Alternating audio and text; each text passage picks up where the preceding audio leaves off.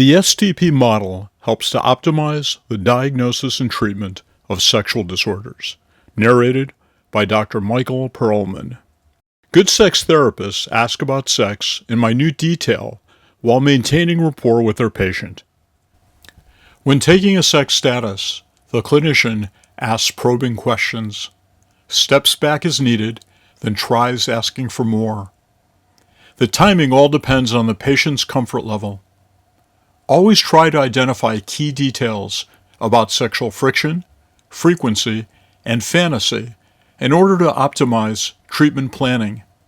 Re-examining sex status at follow-up provides guidance for treatment alternatives if an initial intervention is insufficient. What theory can guide those questions? The answer is the sexual tipping point model. The STP shows both the mental and physical elements of male and female sexual function and dysfunction. Why is that important? Sex is more than just biology. Sexual response is an endpoint representing the sum of every thought, behavior, relationship, and cultural factor, affecting an individual at that critical moment. Of course, this mind-body concept is older than Descartes. Why? Because sex is always mental and physical. The mind can turn you on, and the mind can turn you off. The body can turn you on, and the body can turn you off. Positive mental and physical factors increase sexual response. Negative mental and physical factors inhibit sexual response. Good blood flow is hot. Cardiovascular disease is not. Sexy thoughts are hot.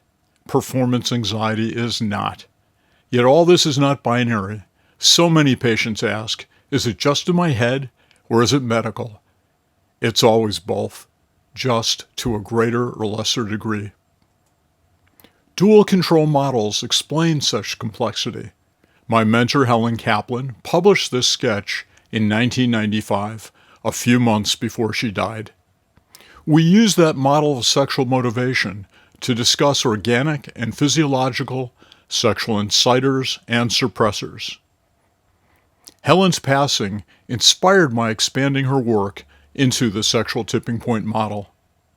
This is what we now teach at Weill Cornell. Young doctors learn that sex is a biopsychosocial, behavioral, and cultural response.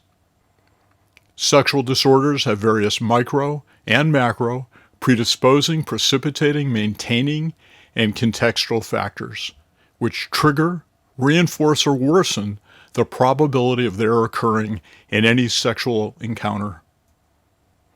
Some years ago, at an international neurobiology meeting, I explained the sexual tipping point model to my friend, the distinguished brain researcher, Dr. James Faus.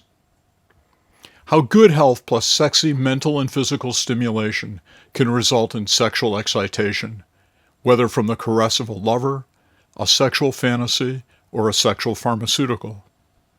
Yet numerous mental and physical factors can also tip the balance, inhibiting sexual response despite such stimulation. Jim wrote about the STP model in his classic 2009 Journal of Sexual Medicine article on the neurobiology of sexual desire. He describes it as Perlman's seesaw model.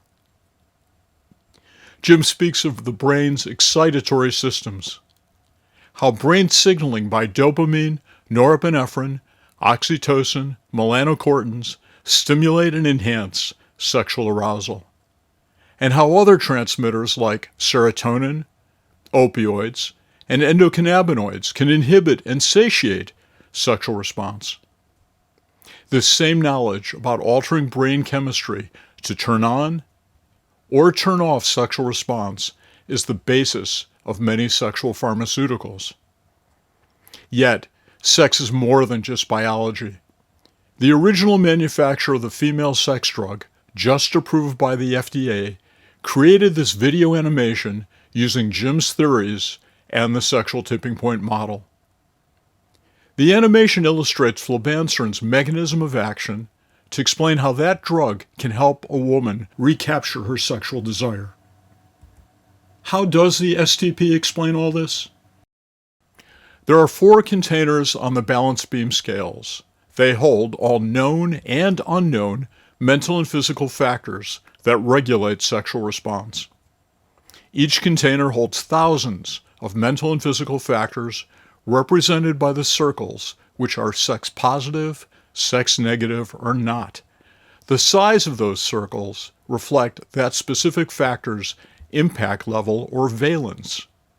In this case, valence is a function of genetics or epigenetics or life experience.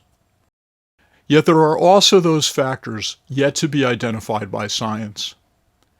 The STP model accounts for them as well.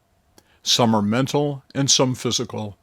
All of these unknowns, whether positive or negative, whether hot or not, are represented by a question mark. So an individual sexual tipping point is shown against a normal distribution curve, dynamically representing how their sexual response is hot or not at any moment in time. All this leads to best practices. So how might this apply to real-life folks like you and me? Pictured here are obese men, all of whom suffer from metabolic syndrome. Their risk factors predisposing them to erectile dysfunction might include diabetes, high blood pressure, poor lipids, etc. Typically, Fat David's doctor would give him a PDE5 like Viagra, Levitra, or Cialis. Often this helps. But research also shows that 50% of the time it does not. What to do? Fortunately, we can almost always heal this patient by using an integrated treatment based on the STP model. That might include weight loss and exercise, office counseling, or a sex therapy referral, a PDE5, or a new drug in the future. It might be many of the above, as well as the hand of God.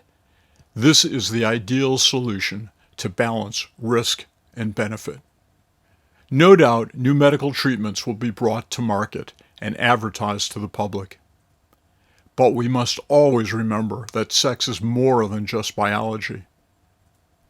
The sexual tipping point model makes that clear and easy to understand down to the molecular level. Future treatments will create new questions. The sexual tipping point model has a role in that dialogue. For those who are interested, copies of this video and related publications and presentations are all available free online at mapedfund.org. Thank you.